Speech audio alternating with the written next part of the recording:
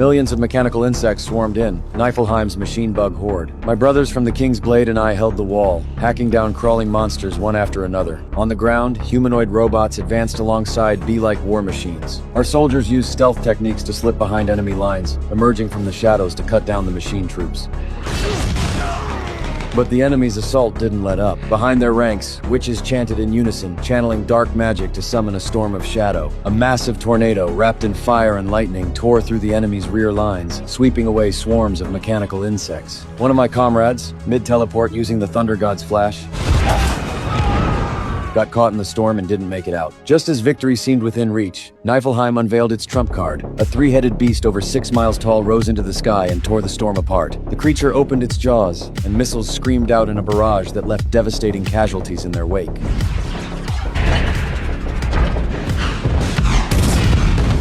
Seeing the odds turn hopeless, our captain gave the order to fall back. Niflheim's army withdrew from the field at the same moment. For years, Niflheim had been chewing away at the Magic Kingdom through sheer military force. King Regis used a magic crystal to raise a protective barrier over the capital, the Sleepless City.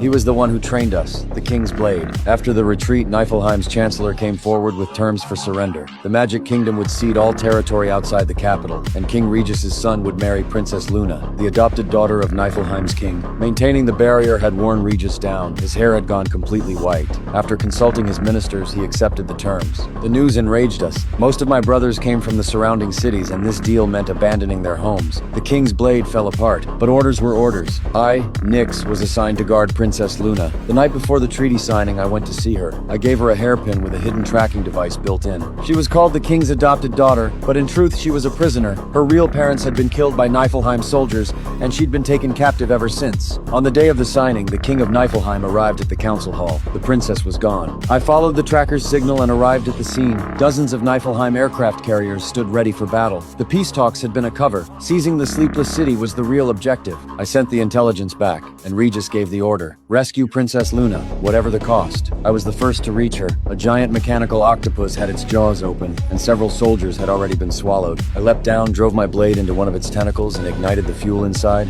Fire tore through the creature. I grabbed Luna and jumped onto an airship. The octopus gave chase. I spotted a lightning rod on a building ahead and aimed straight for it, full speed, driving the creature right through it. An hour earlier, the King's Blade squad had located the section of the warship where the princess was being held. We used the Thunder God's flash to throw daggers onto the enemy ship and teleport aboard.